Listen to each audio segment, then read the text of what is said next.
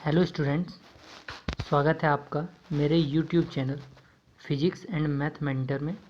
और हम पढ़ रहे थे कक्षा 10 का गणित, जिसमें हमने फर्स्ट चैप्टर की कुछ एक्सरसाइज कर ली थी। और आज हमारी जो नई एक्सरसाइज है वो है 1.3।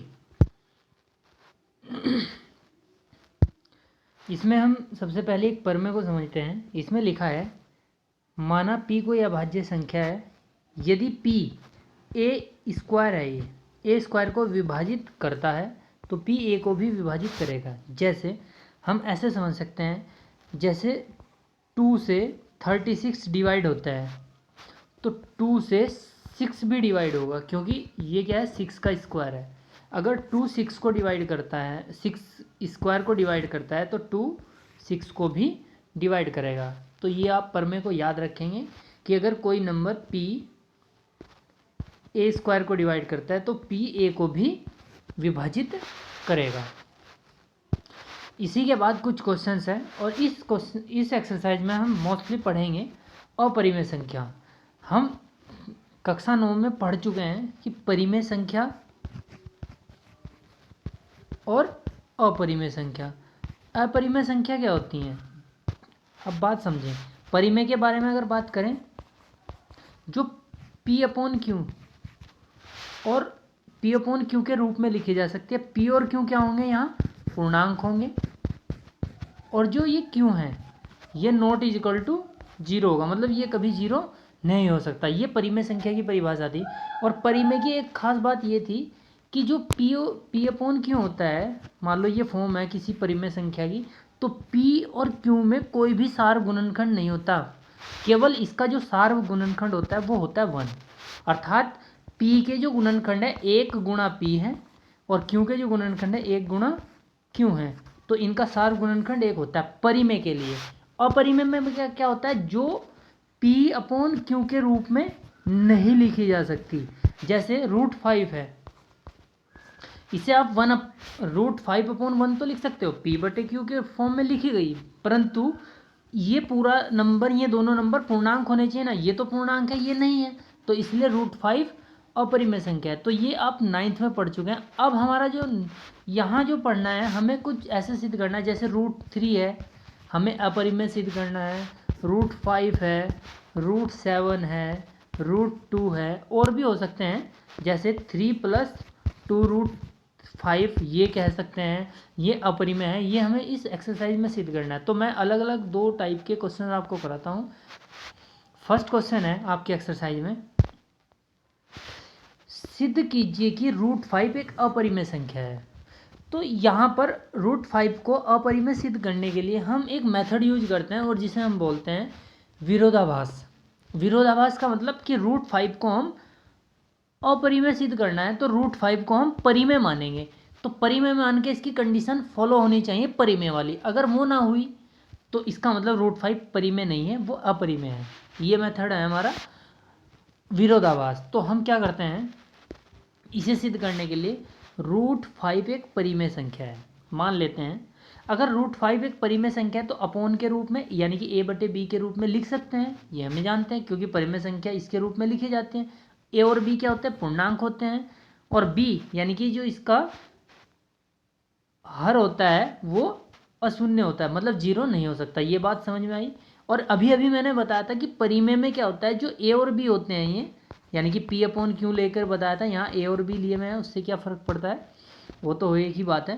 तो a अपॉन b में जो सार्व गुणनखंड होगा, a व b के एक व स्वयं के अतिरिक्त कोई अन्य गुणनखंड नहीं है, यानी कि इनका जो सार्व गुणनखंड है केवल एक है, यानी कि a का गुणनखंड 1 है या खुद है, और b का जो गुणनखंड है या तो वो 1 है या फिर वो खुद है। यानी कि हमने ये माना है कि इनके b और 1 है गुणनखंड, और इसके 1 और a है, यानी कि इनका गुणनखंड 1 a 1 और b है। यदि इसके अलावा कोई और कंडीशन आ जाती है तो ये जो हमने परिमेय माना है वो गलत हो जाएगा, यानी कि इसका मतलब अपरिमेय है। यही विरोधाभास है। तो चलते हैं आगे। अगर ये a बटे b के रूप में लिख सकते हैं तो हमने इसे लिख लिया a बटे b के रूप में, इक्वल टू √5। ये बात क्लियर। अभी यहाँ से a का वैल्यू निकालें तो b इंटू में चला जाएगा √5 के। इसका हम स्क्वायर कर देते हैं, तो इधर square a is equal to √5b है। अगर इसका स्क्वायर करेंगे और इसका स्क्वायर करेंगे तो ये तो हो जाएगा a स्क्वायर, और ये होगा 5b स्क्वायर।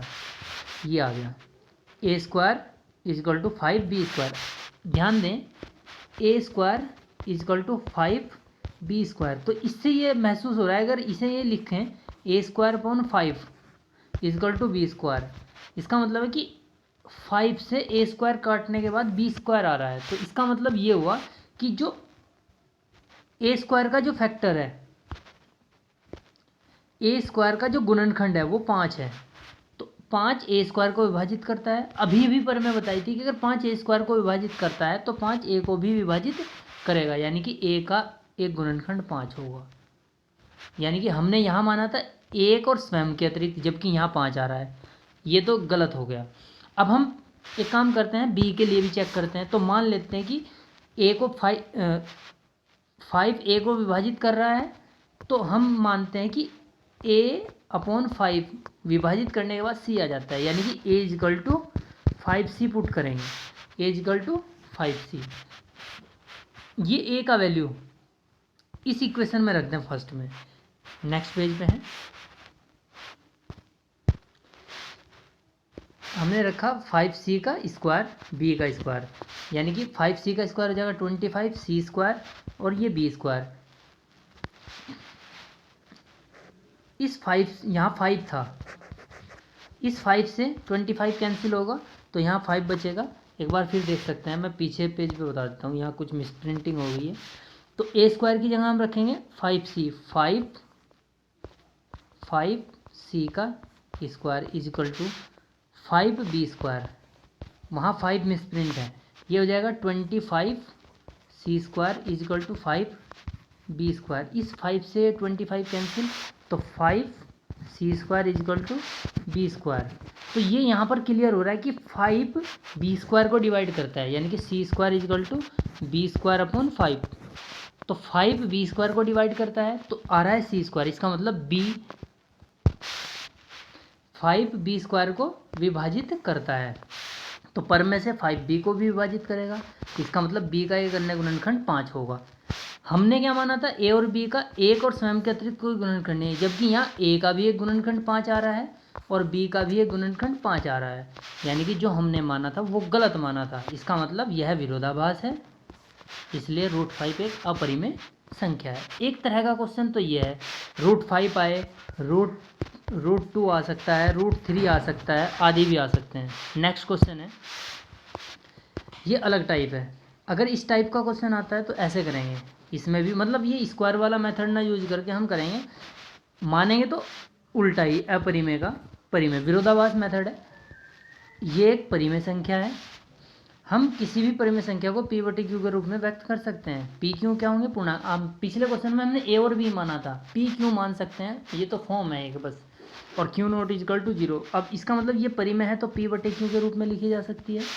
ध्यान दें, ये है, अगर इस 3 को इधर ले जाएं तो p by q minus 3 is equal to 2√5, और ये 5 कहाँ जाएगा, इसके, ये 2 कहाँ जाएगा, डिवाइड में, ये लिखा हुआ है। अब ध्यान दें आप, ये हो गया आपका p by 3 minus p by q minus 3 upon में 2 इजकल टू क्या आ रहा है आपका, √5। अब ध्यान दें, √5 अपरिमेय संख्या है, ये हमें पता है, जबकि p बाई क्यू कैसी है, परिमेय। -3 ये भी परिमेय, और अपॉन 2 करेंगे तो ये भी परिमेय। ये परिमेय संख्या है, इसका मतलब ये पूरी संख्या क्या हुई, परिमेय, और √5 क्या हुई, अपरिमेय संख्या। तो ऐसा कैसे हो सकता है, एक ये परिमेय हो और ये अपरिमेय हो, परिमेय बराबर अपरिमेय तो नहीं हो सकता। तो यानी कि यह भी एक विरोधाभास है, क्योंकि a भी पूर्णांक है, 2 व 3 भी पूर्णांक है, तो p-3/2 परिमेय संख्या है, जबकि हम जानते हैं √5 अपरिमेय संख्या। यह एक विरोधाभास है, अतः जो हमने माना था वह गलत है, इसलिए 3 + 2√5 एक अपरिमेय संख्या है। ये हमारे 2 तरह के क्वेश्चन थे। अब इसमें आप इन्हें नोट करने के लिए मैं आपको सीरियल से दिखा देता हूँ। यहाँ से नोट करेंगे, फर्स्ट पेपर थ्योरम लिखेंगे, ये पहला क्वेश्चन है, इसका सॉल्यूशन, ये भी पहले क्वेश्चन का सॉल्यूशन, ये सेकंड क्वेश्चन, ये सॉल्यूशन, और ये सेकंड क्वेश्चन का सॉल्यूशन। आप पॉज करके नोट कर सकते हैं। ये आपका होमवर्क है, थर्ड क्वेश्चन और एग्जाम्पल 9।